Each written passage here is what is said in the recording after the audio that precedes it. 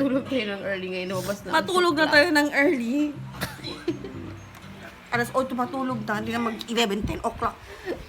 Lumabas na ang syukla. Ayun.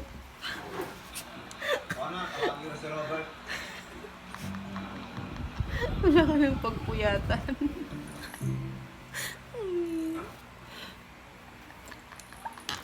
Robert, tulungan mo nga muna ako.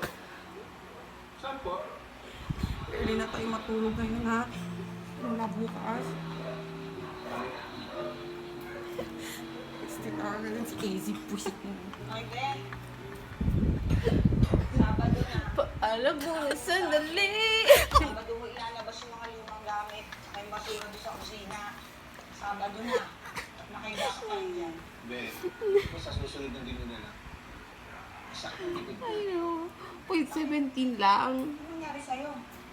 Hindi ko alam basta pagising ko. Sumakit na lang tapos takot sa masakit na. Baka ano yan? Sabihahin mo kahapon. Wala ka ng Tawag pagpuyatan. mo manero. Baka nga. Aray. Tawag ka naman na lang. Kukuha kang lang sa pahira natin. Hindi. Si Casey ipaluto doon. Napapahiran Hindi. Nakabuto na ako. Baka naman. Sige. Sige.